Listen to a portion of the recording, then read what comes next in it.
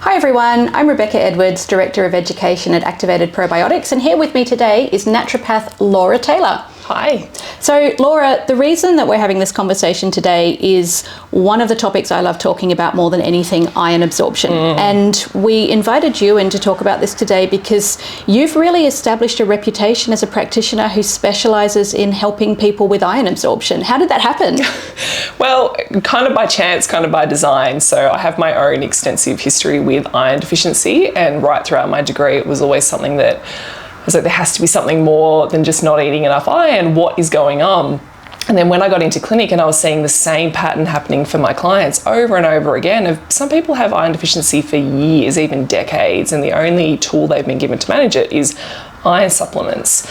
And then they end up in a position where they're either told, well, it's because you have a period, so that's your lot in life, or they're told, just go and eat a bigger steak, that'll fix it. And this is something that's always bothered me. You've kind of picked up on two issues which I feel quite strongly about. First of all, having female physiology does not mean that iron deficiency is your punishment. You know, we've got to move on from just continually saying, oh, it's your periods. That's why you are not able to maintain optimal iron levels. And the other factor, you know, it's not just about steak.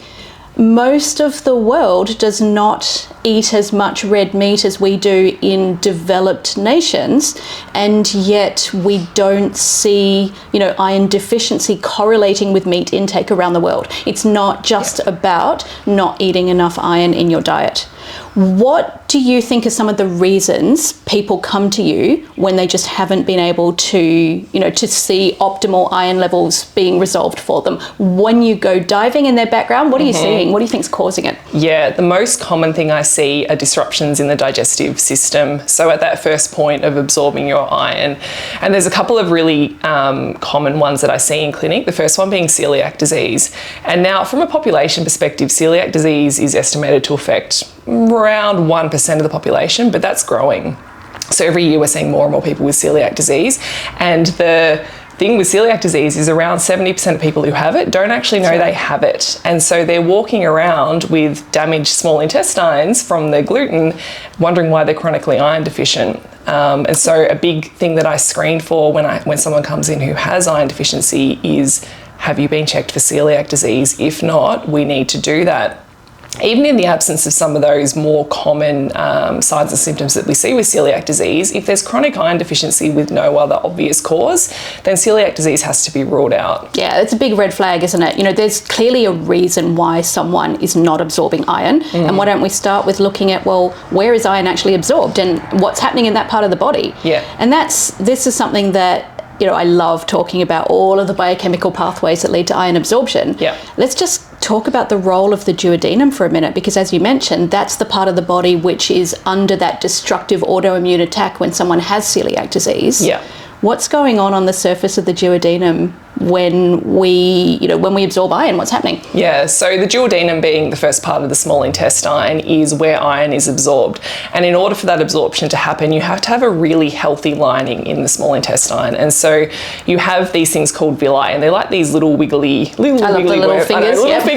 And on each of those villi are enterocytes, which are basically the cell where the iron goes into and then comes out the other side into the bloodstream.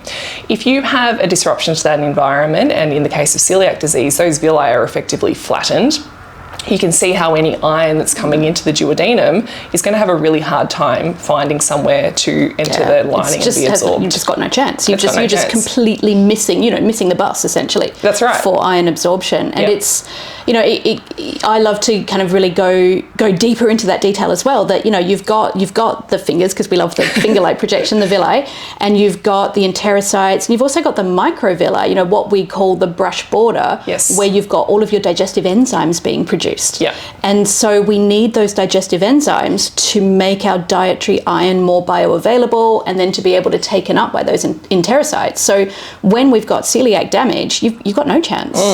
And but it's not just celiac disease, is it? You know, I'm sure you see patients who they say, no, I've been tested, I don't have celiac disease, but you see other digestive issues. Yeah, exactly. So the second most common thing that I see is something called SIBO, which stands for small intestinal bacterial overgrowth. And as the name suggests, this is a condition where there's bacteria present and overgrowing in the small intestine that we don't typically expect to see there. Now, these bacteria in and of themselves are not necessarily problematic. They just have ended up in the wrong part of the body. And so by them being there, they do all sorts of things like creating gas, which leads to bloating, constipation, diarrhea, reflux, indigestion, are a lot of the common symptoms from it. But the other thing that these bacteria like to do is eat iron. So it's one of their preferred fuel sources. And so you put iron into your duodenum, and rather than that iron then being available to be absorbed into your bloodstream, those bacteria pick it up and consume it. And so again, even if you're eating steak every day, if you have these bacteria present, they're dramatically reducing the amount of iron that's left over for you. It's interesting that you say that, because that kind of leads back into really the reason why human bodies find it so difficult to absorb iron, which is a protective mechanism. Yep. That, first of all, iron is the only nutrient we don't have an excretory pathway for. Once we absorb iron into our bloodstream, it's with us forever and we continually recycle it. But the other reason that evolution has kind of gifted us with all of these challenges to iron absorption is exactly kind of leading into what you were talking about, that iron is a preferred fuel source for lots of microbes. Yeah. And whether they are friend or foe, they can use iron as their own, energy, fuel to build their colonies, etc. So this actually kind of really makes my brain think, well, when someone is given iron supplements and they're not absorbing it, so there's a problem with someone with celiac disease or SIBO or other intestinal dysregulation interfering with their iron absorption. They're given iron tablets, they can't absorb that iron. What happens to the iron? Yep. It continues through the digestive tract and it continues to feed, bacteria and other microbes. And this can really contribute to further, what we call dysbiosis or microbial dysregulation, Yep. further gas production, further abdominal pain and symptoms. And we really see patients stuck in this kind of vicious cycle. And again, I imagine that you've had conversations around this, especially with your patients saying, well, my iron levels aren't moving, and so I just take more and more iron. And that's not a good idea, is it? Yeah, it's not a good idea for all of the reasons you just described, and also because of the role of something called hepcidin. So hepcidin plays a critical role in regulating iron because, as you said, iron's very important, but too much iron in the body is also problematic. The part of your body that controls your iron is your liver, because your liver doesn't have enough jobs to do as it is. Exactly. It also I reckon that's probably a little bit of a ding moment for a lot of people. Your iron absorption is controlled by your liver. Yeah. No idea. Yeah. But like you said, the liver's so busy, it's got so much to do. How's it involved in iron? Yeah, so your liver controls how much iron is being transported around your body to the tissues that need it, how much of it is being stored away in your ferritin, and how much of it is let into the body in the first place. And so the way that it controls how much iron is being let in is through hepcidin. And what happens is when you consume iron that's in excess of what your liver is expecting to come in, which would be the case for an iron supplement, because no matter how big your piece of steak is, you're not going to get anywhere near the amount of iron you're getting from an iron supplement. So your liver thinks, hang on a second, why is there so much iron coming in? We just need to block it for a while until we work out what's going on. I mean, this is what I imagine that it's doing anyway. And so it sends out hepcidin. Hepcidin effectively works as like a security guard at the small intestine. It blocks any iron that has come from the small intestine into those enterocyte cells in the lining that's waiting to be released out the other side, into the bloodstream. Yeah. And so hepcidin shuts the gate and says, just hold your horses, you wait in there. That takes around, once hepcidin is released, it takes around 36 hours for it to dissipate. If those enterocytes die in the meantime, which is highly likely because they don't have a very long lifespan, the iron that's in that enterocyte just gets sloughed off. It's never entering the bloodstream, you're never absorbing it. Yeah, exactly. And so, this is a really important way that your liver's making sure that you're not absorbing huge amounts of iron and ending up with iron toxicity. Yeah, that's right. Or extra, fuel for any invading pathogens, etc. Yeah. And that's, I love hepcidin, and I think it's fascinating protein / hormone, really interesting, liver secretion. But another one of its roles, it's not just kind of about like, well, what's this iron? It's also about immune protection. And it plays a really important role in that kind of initial inflammatory immune cascade, which the body begins to go through at the beginning of an infection, a viral infection or a bacterial infection. So that kind of leads us into a whole nother area of discussion, inflammation.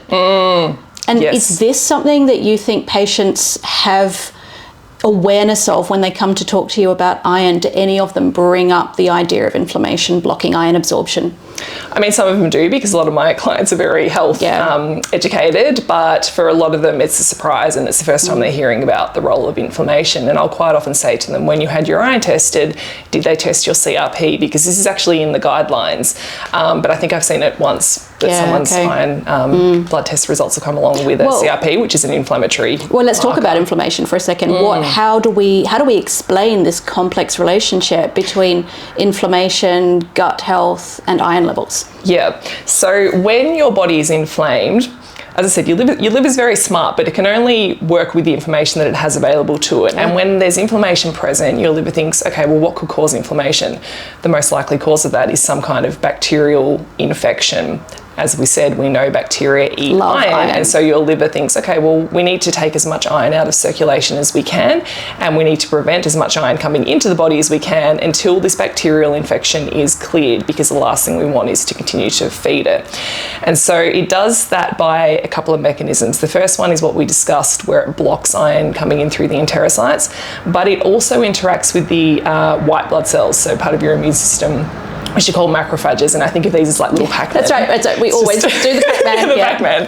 And so your macrophages also contain iron locked away in the form of like a ferritin cage. And so when there's not inflammation present, this is one of the avenues for iron being released and transported to different parts of the body. But if there's inflammation around, the liver will send out the hepcidin, which also acts on those macrophages and effectively locks the iron in there and throws away the key. And so then you can end up in a situation where if you go to the doctor and get your bloods tested when you've got inflammation present, it will likely come back saying that your ferritin levels are okay, or maybe even a little high, But it's an artificial elevation because there's so much iron that's been taken out of circulation and put into ferritin as a safety mechanism. It's not actually indicative of what your stores are. It's so, I love evolution. I love physiology and biochemistry. The body is so clever and all of these processes are so amazing, but I feel like we're seeing a major mismatch between kind of evolutionary biology and modern living because we see so many people living with a kind of a chronic background inflammation, whether that's coming from something like an autoimmune condition or whether it's coming from, even just really high chronic stress, or whether it's coming from another condition which is triggering more inflammation, like someone might have, high cholesterol or diabetes or cardiovascular disease. And so they're in this state of fairly, chronic inflammation, which might just be low-level inflammation, but it's still going to be triggering hepcidin, isn't it? Yes. Yeah. And so we've got people who no, they don't have celiac disease, they eat plenty of iron, but they're not seeing any shift in their iron levels, and that might be because they're living with inflammation, which is then making their liver feel you could be under threat from an infection here, we're locking up your iron, you've got no access.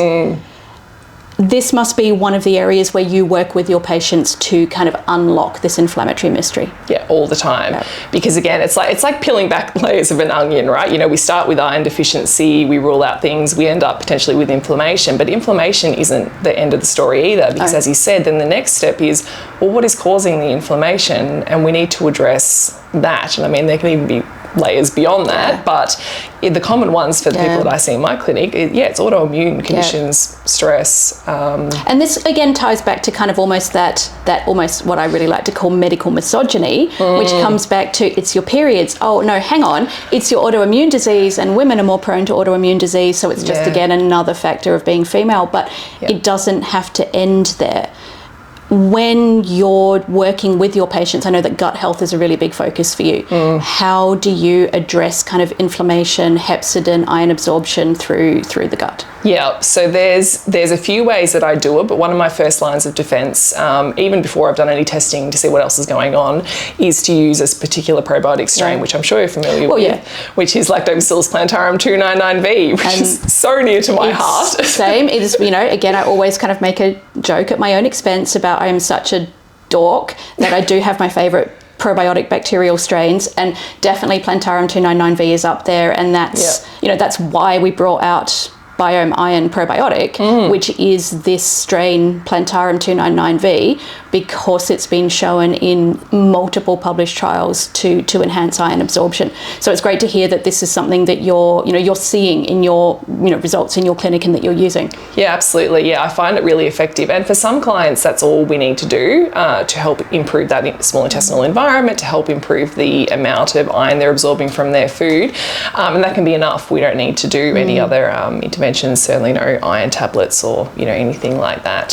So yeah, I use it all the time, because it does so many different things. It's not just for iron absorption. Yeah, no, that's right. But again, it comes back to that whole idea of gut health is really going to be at the heart of this incredible vicious cycle that so many patients have got themselves into.